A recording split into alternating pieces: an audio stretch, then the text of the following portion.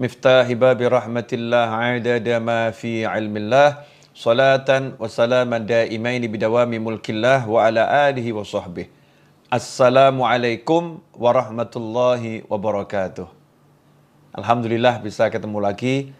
InsyaAllah mudah-mudahan kita semua selalu dalam keberkahan, kesehatan, dan keselamatan. Amin. Allahumma amin. Ikhwani rahimakumullah, mau nanya ini. Hadis yang pertama sudah hafal belum? Karena kita sekarang mau belajar hadis yang kedua. Kalau hadis yang pertama belum hafal, diulang-ulangi terus. Ya, jangan putus asa, semangat, karena kita lagi meletakkan ucapan Nabi Muhammad SAW di lidah kita. Di lisan kita, mulut kita ini kita isi dengan ucapannya Rasulullah SAW. Kalau udah mulut kita hari-hari, lidah kita hari-hari kita biasakan mengucap sabda Nabi Muhammad SAW, maka lidah kita, mulut kita ini mendapatkan nur, mendapatkan cahaya, dan jadi barokah. Insya Allah nanti lidahnya bertuah. Ya, lidahnya bertuah, sehingga kalau minta apapun kepada Allah Subhanahu Wa Taala akan diberi kemudahan, akan diijabahi. Karena lidahnya tidak digunakan untuk menggunjing, tidak digunakan untuk nyakitin orang, tapi digunakan untuk menyebut-nyebut hadis, ucapan, sabda Nabi Muhammad Sallallahu Alaihi Wasallam. Nah, hari ini kita akan belajar hadis yang kedua. Tentang apa itu? Sebelum kita bahas, mari kita baca bersama-sama ya. Yang sudah saya bagi teksnya, dibuka, kita baca bersama-sama. Insya Allah berkah manfaat. Sebagaimana biasa, diawali dengan basmalah. Tirukan saya. Bismillahirrahmanirrahim. Qala Rasulullah sallallahu alaihi wa alihi wasallam, abghadur rijali ilallahi aladdul khasim. Ulang sekali lagi. Bismillahirrahmanirrahim. Qala Rasulullah sallallahu alaihi wa alihi wasallam, abghadur rijali ilallahi aladdul khasim. Alhamdulillah, mudah kan kali ini hadisnya pendek, tapi maknanya luar biasa. Kita terjemahkan, kita pelajari bersama-sama ya. Qala Rasulullah sallallahu alaihi wasallam, bersabda utusan Allah baginda Muhammad sallallahu alaihi wasallam, abghadur rijali. Abghadu itu artinya yang paling dibenci. Kalau bughdun kebencian, abghadu yang paling dibenci. Ar-rijal jamak daripada rajulun. Rajulun itu lelaki, pria. Ar-rijal sekelompok pria. Tapi yang dimaksud di sini bukan sekelompok pria, tetapi manusia. Ya, tetapi manusia.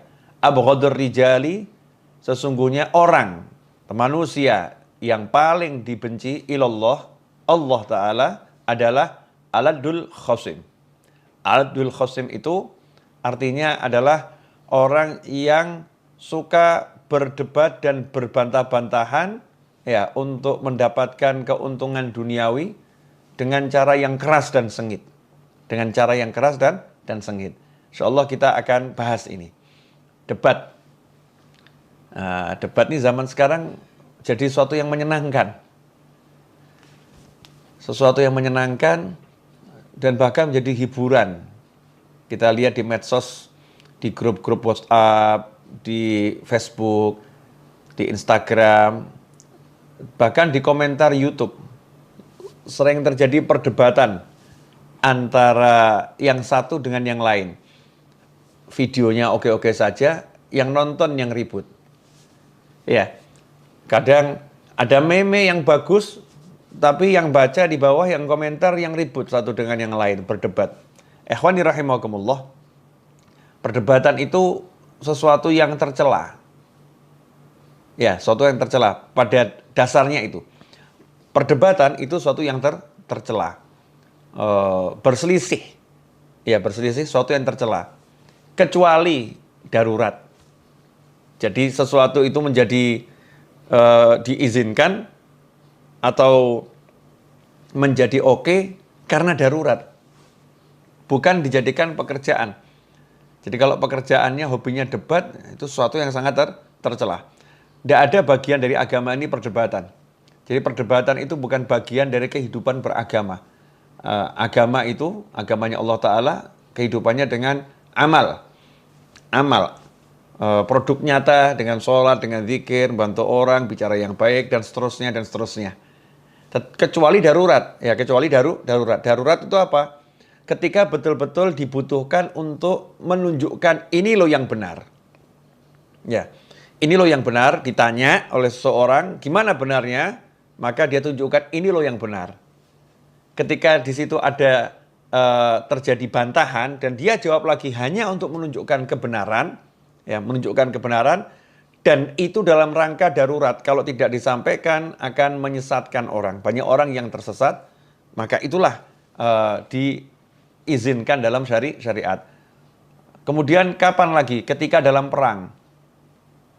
Dalam perang terjadi perdebatan dengan musuh, ya dengan musuh. Maka itu suatu yang dibolehkan. Ketika ada syair-syair yang sifatnya kemudian menghina, mencaci, memaki, dibalas dengan syair yang lain, itu pun diizinkan dalam peperangan. Ya. Tapi yang aneh, zaman sekarang ini terjadi perdebatan bukan yang diizinkan, bukan darurat, tapi perdebatan yang menyebabkan permusuhan antara muslim yang satu dengan muslim yang lain, antara masyarakat yang satu dengan masyarakat yang lain. Ini bertentangan dengan tujuan diutusnya Nabi Muhammad SAW, wa ma arsalnaka illa rahmatan lil alamin. Tidak kami utus engkau kecuali sebagai rahmat bagi alam semesta. Ikhwani rahimakumullah, mari kita bahas jenis-jenis perdebatan yang ada. Karena bahasa Indonesia ini tidak bisa mengcover bahasa Arab ya. Tidak bisa. Bahasa Arab itu terlampau luas.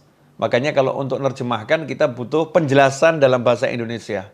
Tapi kalau kata per kata tidak mampu. Nah, tidak mampu karena kita terlampau kurang, kosakatanya kurang untuk menerjemahkan bahasa Arab kata per kata. Tetapi kalau kita detailkan, jabarkan, ya insya Allah bahasa Indonesia bisa dipakai untuk mengungkap apa yang ada dalam wahyunya Allah Ta'ala maupun sabda Nabi Muhammad SAW. Yang pertama, miro, la tumari, jangan kamu berdebat, ya, jangan kamu berdebat, miro. Ada debat, tapi dengan bahasanya miro, mim, ro, alif, hamzah, miro.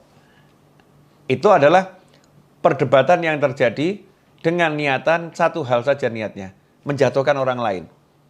Pokoknya lawannya harus jatuh itu, nggak peduli dia benar atau dia salah, nggak peduli benar atau salah. Dia pun salah, ya saya jatuhkan, dia benar, ya saya jatuhkan. Yang penting namanya hancur. Nah ini miro, ini perdebatan yang niatnya hanya untuk menjatuhkan orang lain. Itu sangat-sangat tercela. Karena di situ ada kesombongan, di situ akan menghalalkan segala macam cara, ya na'udzubillah min dzalik. Kemudian yang kedua, jidal. Yang sering kita dengar jidal nih. Jidal itu ya sama, perdebatan, perbantahan. Cuman jidal lebih kepada menjatuhkan orang lain karena dia merasa memiliki kebenaran. Berdebat karena dia merasa benar, yang lain kurang benar. Atau yang lain salah. Untuk menunjukkan ilmunya, saya lebih hebat dari dia. Saya lebih benar dari dia. Walaupun tahu fulan ini tidak terlampau salah, tetapi dia akan tunjukkan kebesaran ilmunya, kekuatan ilmunya, ya, untuk menunjukkan bahwasanya aku lebih benar, aku lebih hebat. Sehingga ada unsur merendahkan orang lain. Merendahkan orang lain, menjatuhkan orang lain, tetapi ya dengan catatan orang itu punya kesalahan. Ya, orang itu punya kekurangan. Dia lebih hebat, dia lebih pandai. Biasanya jidal terjadi dalam keilmuan. Kalau miro ini umum. Ya kalau miro lebih sifatnya ngadepin orang-orang yang nggak punya ilmu. Itu miro. Kalau jidal terhadap orang-orang yang punya ilmu. Sesama orang yang punya ilmu berdebat. Ya berdebat untuk menjatuhkan argumen yang lain, menjatuhkan argumen yang lain. Ini juga tercela. Karena nanti waktu hanya akan habis ya untuk membahas sesuatu yang nggak perlu dibahas. Kemudian yang ketiga, khusumah. Atau tadi kita dengar al-khosim. Khosim itu orangnya ya. khusumah itu berbuatnya. Aladul khosim. Orang yang suka berdebat tetapi khusumah dalam rangka perselisihan harta untuk mendapatkan harta. Misal ada orang yang melaporkan bahwasannya dia sengketa dengan seorang. Saya bersengketa dengan dia masalah waris. Nah, ini khusumah ini adalah orang yang suka mengambil keuntungan, ya, keuntungan duniawi dengan cara menunjukkan kemampuannya mengalahkan orang lain. Dia bisa memutarbalikkan fakta, dia pandai berbicara, sehingga dia bisa mengambil keuntungan dari orang lain. Masalahnya sebetulnya bukan masalah harta yang dia cari, tapi kesenangannya itu, kesenangan menjatuhkan orang lain. Mungkin duitnya nggak banyak yang dia dapat, tapi lihat orang itu jatuh, dia senang. Ini khusumah. 3 hal ini tercela. Ya, 3 hal ini tercela, bahkan dikatakan abghadur rijali ilallah. Orang yang paling dibenci Allah Ta'ala. Ikhwani rahimakumullah. Kita renungkan ini. Abghadur rijal. Orang yang paling dibenci Allah adalah orang yang sifatnya seperti itu. Suka menjatuhkan orang lain dan mengambil keuntungan dari jatuhnya orang tersebut. Suka menjatuhkan orang lain dan mengambil keuntungan dari jatuhnya orang tersebut bermodalkan lisan. Ya, bermodalkan lisan. Mungkin ada yang nanya, Ustadz, ada contoh nyata enggak? Contoh nyata begini. Saya punya teman. Ya, saya punya teman saya itu mau beli sebuah rumah, kemudian dia kasih uang muka 100 juta rupiah,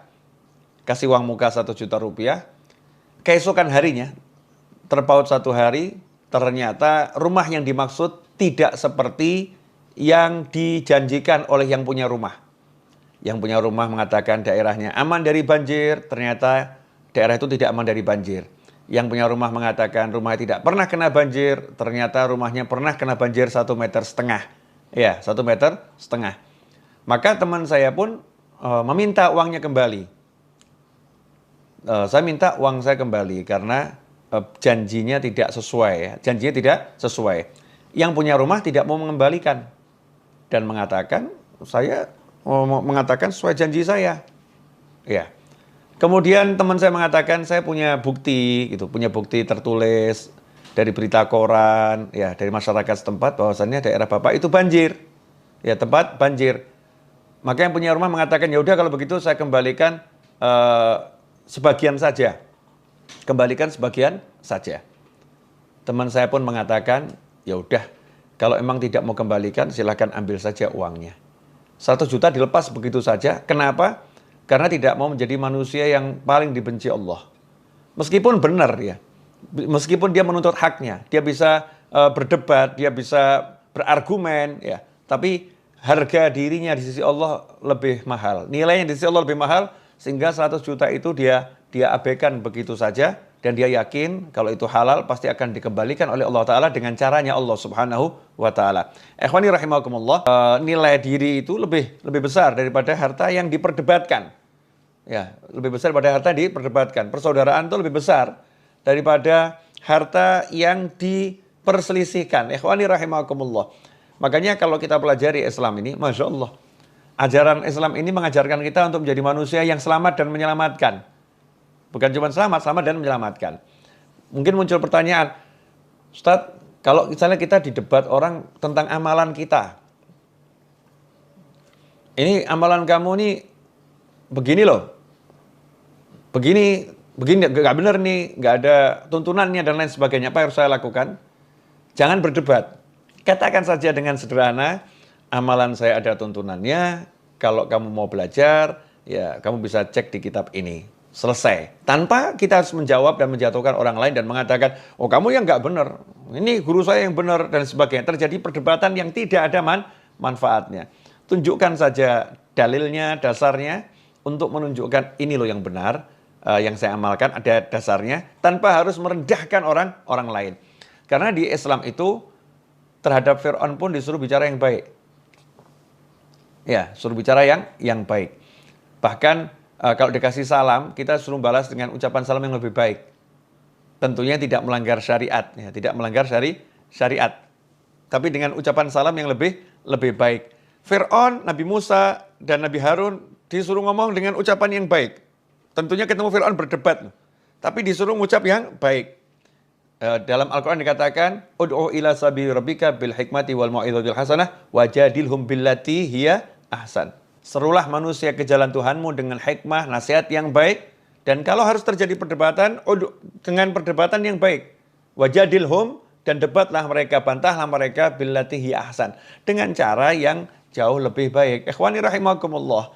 Nah sekarang anehnya, seseorang menganggap bahwasanya perdebatan itu bagian dari agama. Demi membela ajarannya, amalannya, sehingga menjatuhkan muslim yang lain, mencemooh, mencaci, memaki, menghina. Bahkan kita ngeri ya di medsos ini sekarang muncul istilah-istilah yang Masya Allah, muslim yang satu dengan muslim yang lain saling merendahkan, saling menghina, mencemooh, seakan-akan itu bukan saudaranya lagi. Lupa. Ikhwani, Imam Ghazali mengatakan dalam kitab Ihya Ulumuddin, tinggalkan perdebatan karena debat itu membuat setan istirahat.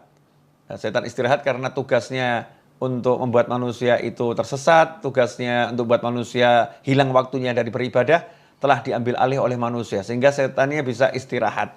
Nah sekarang kita biarkan setannya sibuk saja, kita yang istirahat. Jangan debat, jangan musuh orang lain, jangan rendahkan orang lain. Na'udzubillah min dzalik. Nah, mudah-mudahan apa yang sudah saya jelaskan ini manfaat ya. Jadi cukup jelas toh, kalau yang namanya perdebatan, perselisihan, baik itu untuk menjatuhkan orang, baik itu untuk mengunggulkan diri, baik itu untuk mendapatkan keuntungan, harta adalah sesuatu yang tidak dibenarkan. Terakhir, lantas perdebatan macam apa yang diizinkan, dibolehkan? Perdebatan yang diizinkan dan dibolehkan adalah perdebatan untuk menampakkan kebenaran. Jadi untuk menampakkan kebenaran, ini hak loh, itu batil.